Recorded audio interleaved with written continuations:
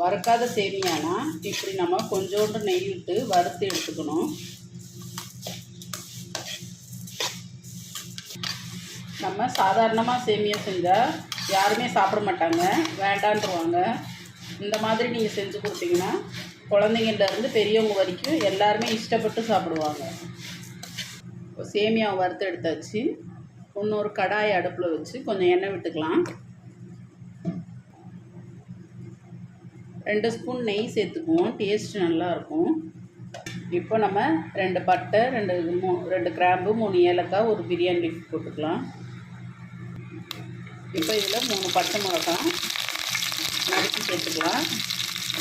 அப்புறம் நறுக்குன பெரிய வெங்காயம். இப்போ வெங்காயம் நல்லா வதங்கிடுச்சு. இப்போ நறுக்குன தக்காளியை சேர்த்துக்கலாம். 1 ஸ்பூன் இஞ்சி பூண்டு பேஸ்ட்.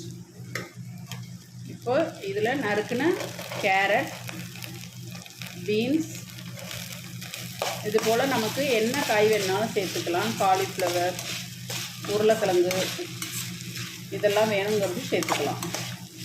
இதோடு நம்ம கருவேப்பிலை, கொத்தமல்லி,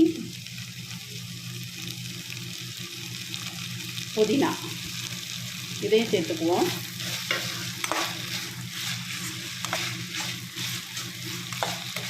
இப்போ நல்லா வணங்கட்டும். காய் நல்லா வணங்கிருச்சு. இதோட நம்ம தேவையான மசாலா சேர்த்துக்கலாம். 1 டீஸ்பூன் மிளகாய் பொடி,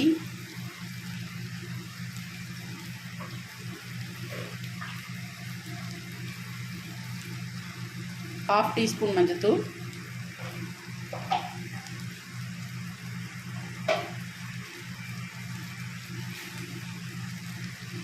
அப்புறம் 1 டீஸ்பூன் பிரியாணி மசாலா. இப்போ தேவைக்கு கொஞ்சம் உப்பு சேர்த்துக்கலாம். இப்போ மசாலா நல்லா வணங்கிடுச்சு. இப்போ நம்ம தண்ணி சேர்த்துக்கலாம். 1 கப் சேமியாவுக்கு 1.5 கப் தண்ணி எடுக்கணும். அப்போ தான் சேமியா நல்லா உதிரி உதிரியாக வரும். இப்போ தண்ணி நல்லா கொதிச்சிருச்சு.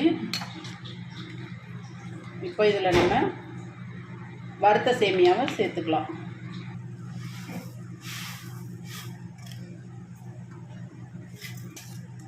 இப்போ இதை உடையாமல் மெதுவாக கிண்டி விட்டுக்கலாம்.